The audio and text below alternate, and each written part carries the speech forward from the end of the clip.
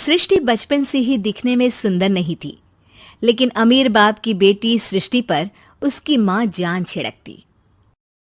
मेरी बेटी कितनी प्यारी है, भगवान सबको सृष्टि जैसी बेटी दे। सृष्टि धीरे धीरे बड़ी होती है।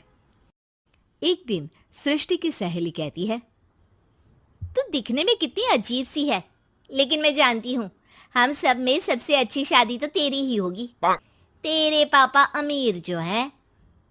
और बता नहीं सकते यार, दहेज तो हर कोई देता है, ये क्या ज्यादा ले जाएगी अपने पति के लिए?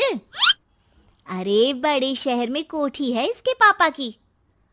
अरे पापा की है ना, कौन सी इसकी है? इसकी होती तब तो कोई भी लड़का इससे शादी कर लेता। अरे पापा की मतलब पापा की है तो मेरी ही है ना? किसने कहा? अब तेरी तो तब होगी ना जब तेरा भाई ना हो। वैसे भी शादी के बाद सारी प्रॉपर्टी भाई के नाम होती है। सृष्टि समझ जाती है कि उसे किसी भी हालत में माँ बाप की सारी प्रॉपर्टी को अपने नाम करना है, लेकिन कैसे? एक दिन सृष्टि का भाई शीनू कहता है, बहन क्या कर रही है? तुझसे एक बात करनी है। अरे हाँ हाँ करना, मैं तो तेरी बहन हूँ।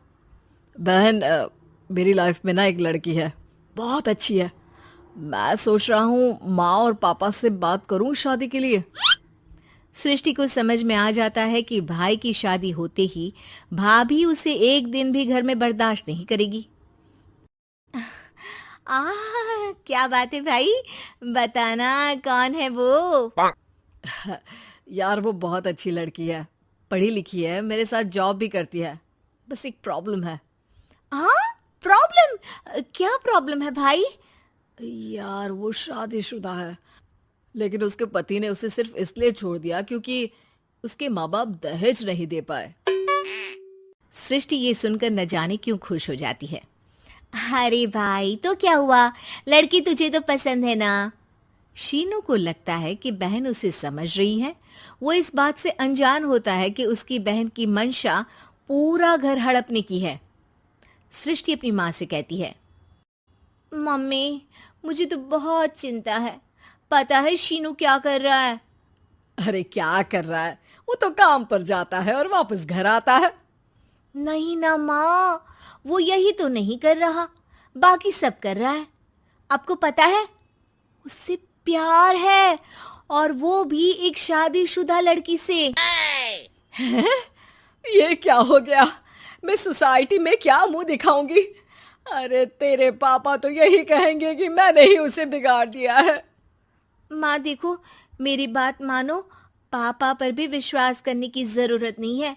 अब आप ही बताओ, पापा इतनी देर घर के बाहर रहते हैं क्यों? बोलो। अरे बेटा वो तो नौकरी करते हैं ना। तू बहुत भोली है माँ।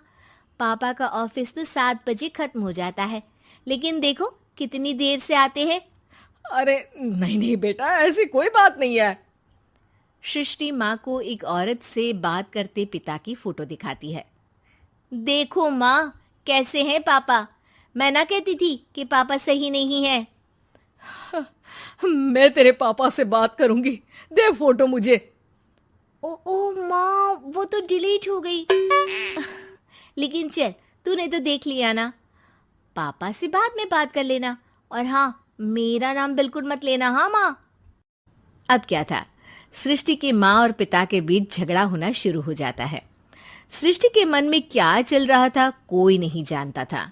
एक दिन, माँ सृष्टि के लिए एक लड़का देखा है, वो लोग शाम को उसे देखने आने वाले हैं। और हाँ माँ, एक खुशखबरी, मैं और पापा मिलकर एक नया बिजनेस ट्राई कर रहे हैं। शाम को लड़का आता है, सांवले रंग का। सृष्टि को तो बिल्कुल भी पसंद नहीं आता। लड़की की माँ कहती है, लड़की का चेहरा तो कोई खास नहीं, लेकिन अगर मेरे बेटे को आप लोग सेटल कर दें तो मैं उसकी शादी आपकी बेटी से करवा दूं। सृष्टि को लड़का बिल्कुल पसंद नहीं था। उसे भाई पर गुस्सा आ जाता है। लड़के वालों के जाने के बाद कहती है, माँ देखा, शीनू मेरे लिए कैसा लड़का लेकर आया, न दिखाने लायक न सुनने लायक, सेटल भी नहीं, वो भी हम करे।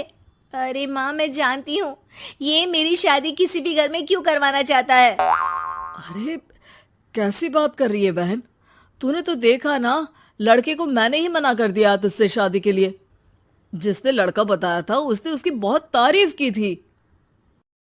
बात आई गई हो जाती है, लेकिन सृष्टि का मन शांत नहीं होता। क्या करूं, कुछ समझ में नहीं आ रहा। मेरी शादी हो गई तो ये लोग पूरी प्रॉपर्टी शीनू के नाम कर देंगे, मेरे हाथ तो कुछ लगेगा ही नहीं। तभी सृष्टि को आइडिया आता है। वो किसी वकील को फोन करती है। जी देखिए, अगर आपके मम्मी पापा का तलाक हो जाता है तो आपके पिता की आधी प्रॉपर्टी आपकी माँ के नाम हो जाएगी, फिर उसे वो किसी को भी दे सकती है। सृष्टि अब माँ को बेटे के खिलाफ भरती है। माँ, शीनू पर नजर रखा करो, वो जिस लड़की के प्यार में है